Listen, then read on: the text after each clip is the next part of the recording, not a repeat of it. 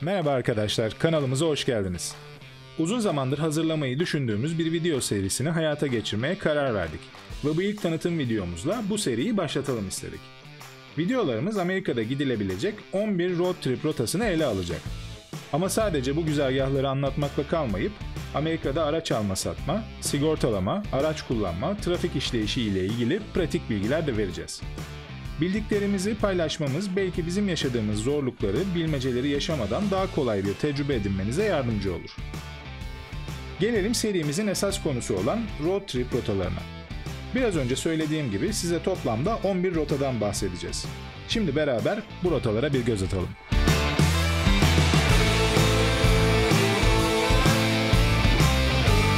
Birinci rotamız East Coast, yani Doğu Kıyısı rotası.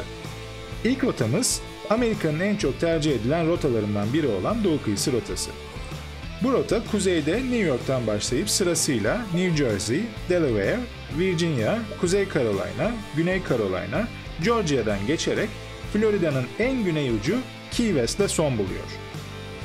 Bu rotanın ortalama uzunluğu 1520 mil yani 2450 kilometre, ortalama süresi ise 28 saat civarında. İkinci rotamız Appalachian Trail.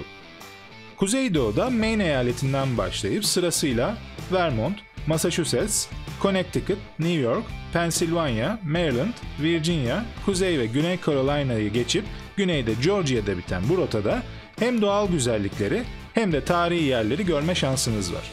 Uzunluğu yaklaşık 1290 mil yani 2070 kilometre, ortalama süresi ise 20 saat civarında. Üçüncü sırada The Great River Road. Kuzeyde Kanada sınırındaki Minnesota eyaletinden başlayan bu güzergah sırasıyla Wisconsin, Iowa, Illinois, Missouri, Tennessee, Arkansas sıralamasıyla bütün Orta Amerika'yı geçerek güneyde Louisiana'da sona eriyor. Bu güzergahın yaklaşık uzunluğu 1690 mil, 2720 kilometre ve ortalama süresi ise 27 saat civarında.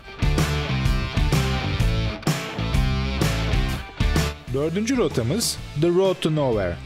Yine kuzeyde Kanada sınırı Kuzey Dakota'da başlayan bu rota, Güney Dakota, Nebraska, Kansas, Oklahoma ile Orta Batı'yı boydan boya geçerek kovboy diyarı Texas'ta son buluyor. Yaklaşık 30 saat sürecek bu güzergah, 1850 mil, yaklaşık 2970 kilometre. Beşinci güzergahımız Border to Border. Yavaş yavaş batı kıyısına yaklaşırken bu rota kuzeybatıda Montana'da başlayıp Idaho, Nevada ile güneyde çorak topraklardan geçerek Meksika sınırı Arizona'da bitiyor. 25 saat sürecek olan bu güzergah yaklaşık 1510 mil yani 2430 kilometre.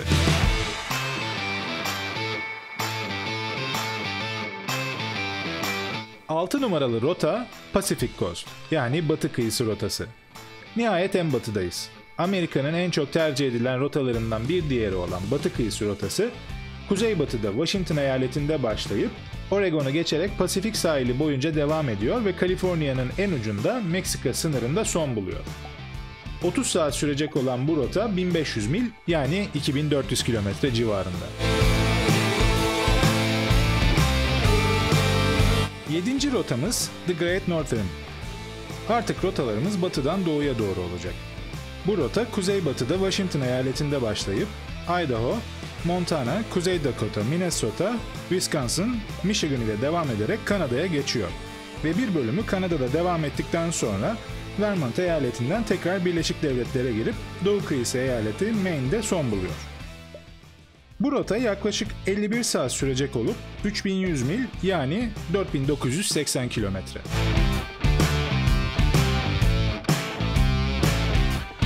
8. sırada The Oregon Trail var. Batı çıkışlı rotalarda biraz daha güneye inmeye başlıyoruz.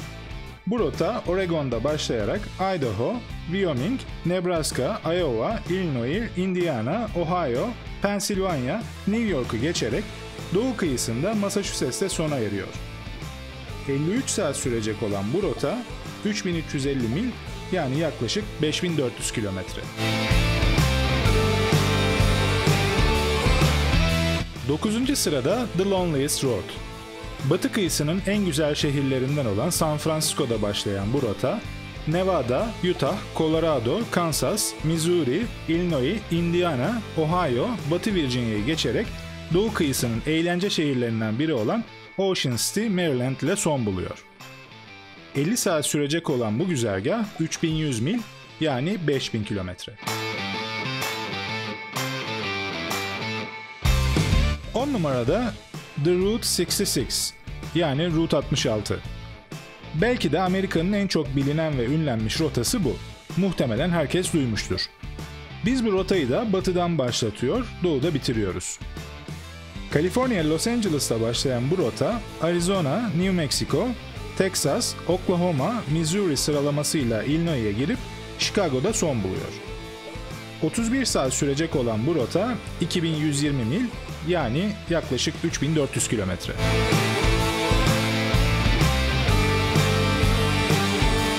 Birinci sırada Southern Pacific. Son rotamız ise Pasifik kıyısının en güneyinden başlayıp Meksika sınırını takip ediyor. Arizona, New Mexico, Texas, Louisiana, Mississippi, Alabama'yı geçerek Georgia'ya ulaşan bu güzergah, doğu kıyısı şehri olan Savannah'da son buluyor. 35 saat sürecek olan bu güzergah 2350 mil yani 3780 kilometre.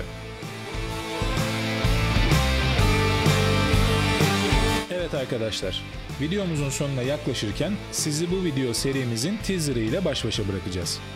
Road trip rotalarını yola çıkmadan evvel yapmanız gerekenleri içeren videolarımızı kaçırmamak için kanalımıza abone olmayı, bildirimleri açmayı ve videolarımızı beğenirseniz beğendim ikonunu işaretlemeyi unutmayın.